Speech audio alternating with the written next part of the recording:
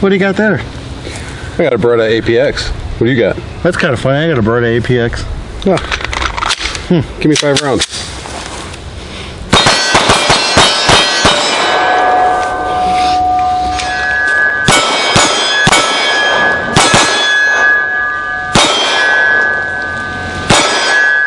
Here today with the new APX by Beretta. This is one everybody's talking about, having the serrations all down the slide. It's pretty aggressive. I kind of like the look.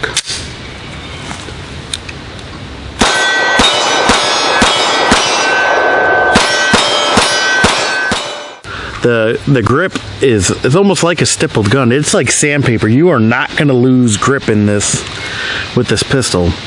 The other thing that's really nice is, look at these sights.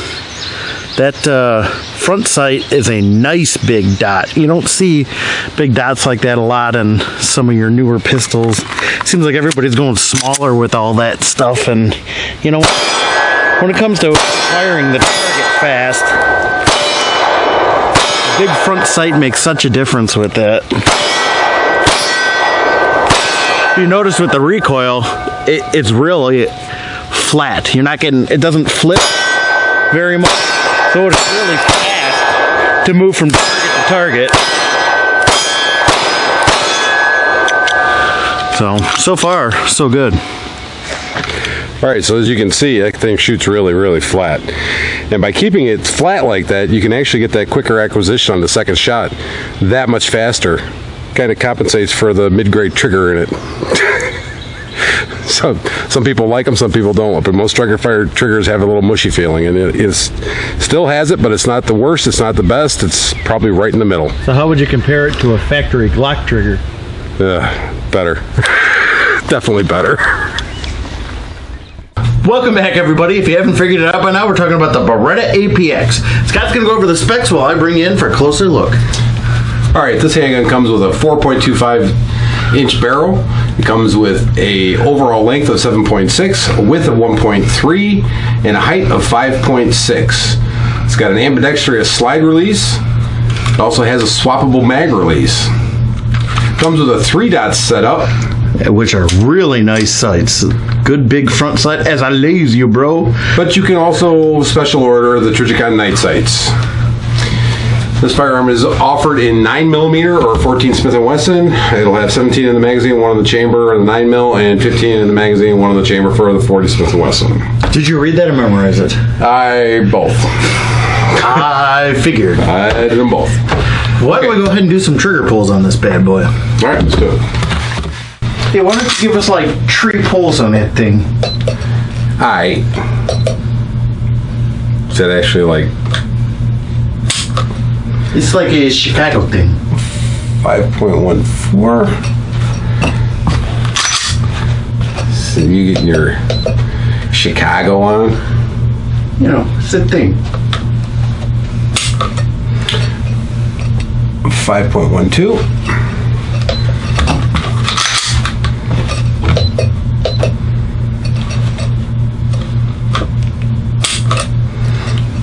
And 5.13. So it's like a upper 5. Yeah. I know what you mean.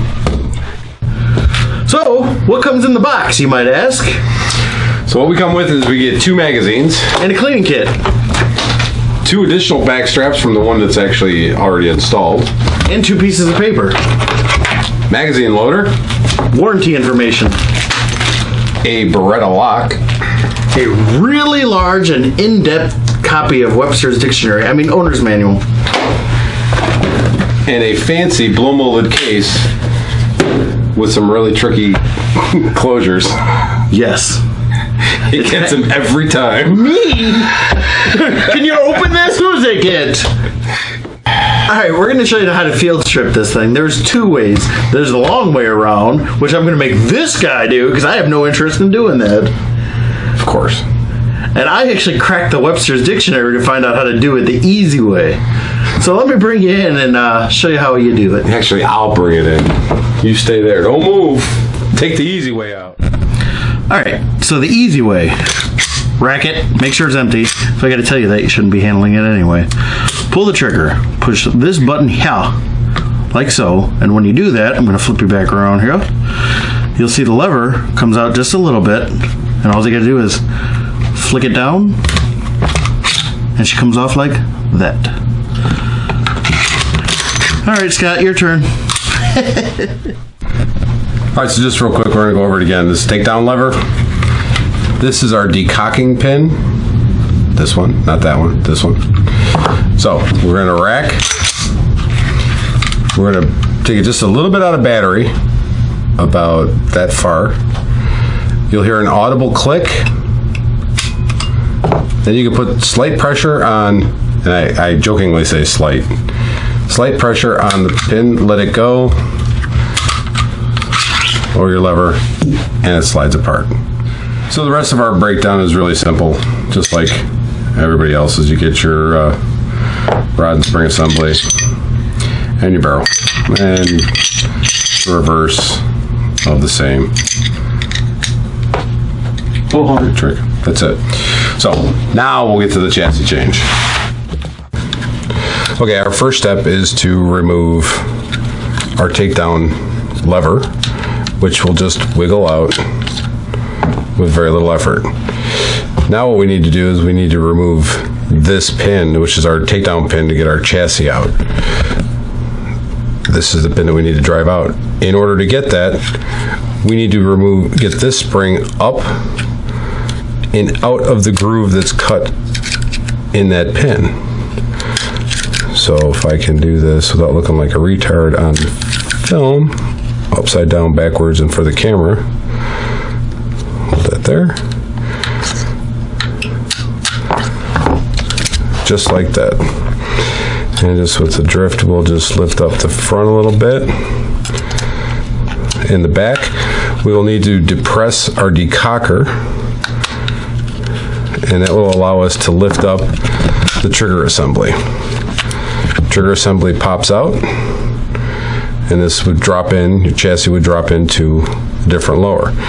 Now this trigger spring, when going back in, is what I've heard is what a lot of people have trouble with.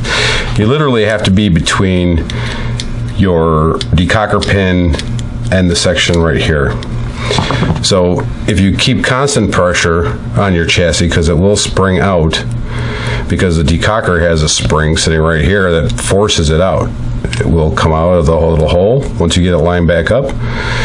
The only other thing when going back into the chassis is making sure that this spring doesn't rotate down, because it will, and it won't function properly. So we want to make sure that that spring stays up as we go back into the chassis.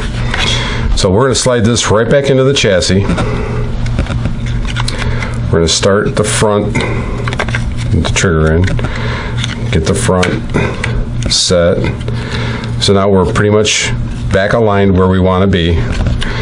In order to get it to drop, we're going to depress the decocker. That'll snap back into place. We'll notice that our spring right here is to the back section of the back strap. The pin has a slight reduced section right here, and the other section, the other side of it has a groove. The groove is where the spring goes. So we're going to start this in just by hand, and you'll actually see it push on the spring. We raise that spring up just over the top of the pin, and with a little wiggle, you'll get it to go. Justify that to come all the way in. No hammers, no nothing. That's back together. So in the front, we're going to put our lever back in. Takedown lever drops back in. My chipper.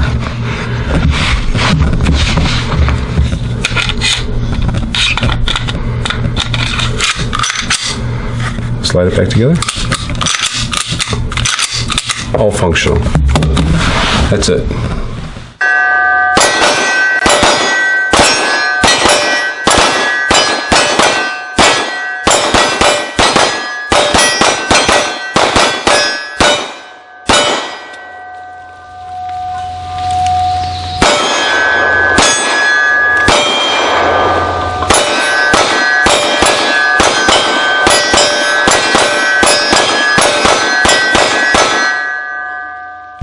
let's talk about the pros and cons. I have 4 cons. 4? 4 cons. Really? Yes. All right, spit them out. All right, first one's a proprietary dovetail on the sights. Yeah. I just don't like it. I know a lot of people do it, but why can't we get an industry standard here? The next thing is this little titty that pops up every time you pull the trigger. What the heck is that? Okay, that's 2. It doesn't come from the factory with the OD green frame. I gotta buy that separate. And number 4 is it's not sitting in my vault right now. All right, that's those. Okay, we'll go with that.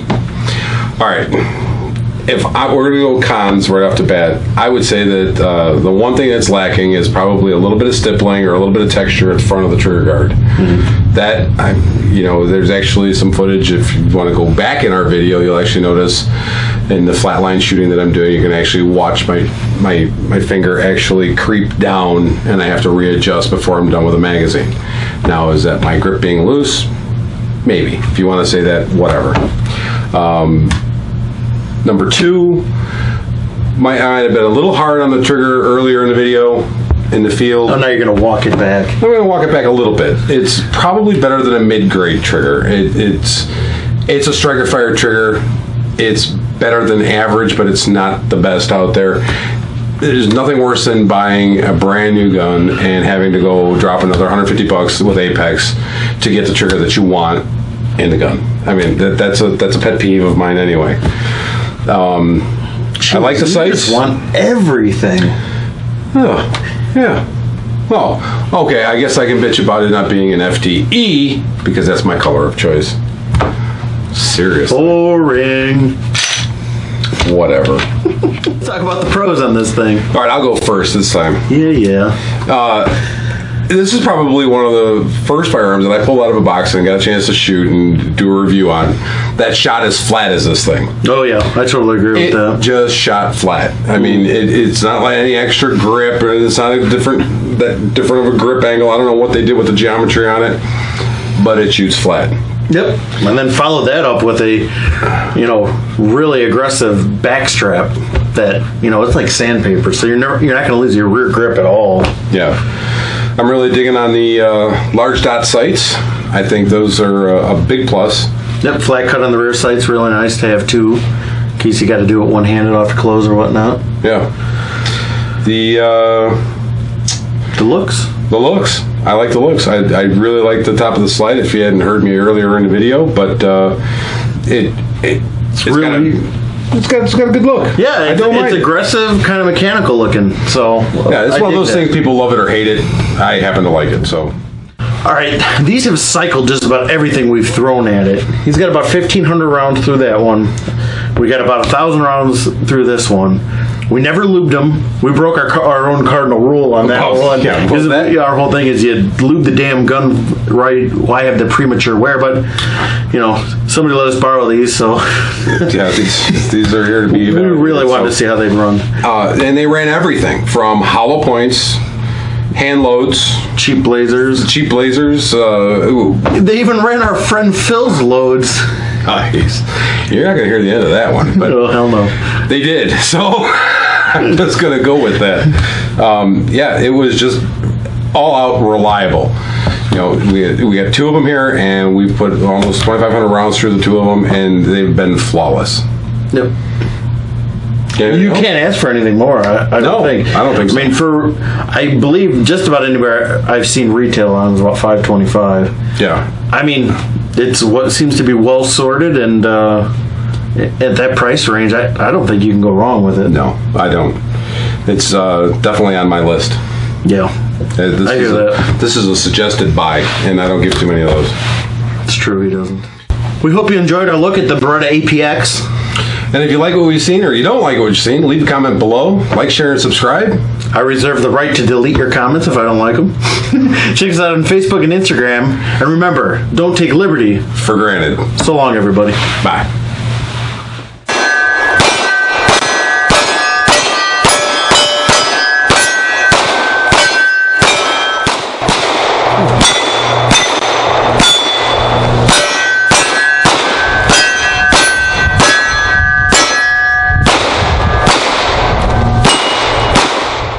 Let's see what it'll do.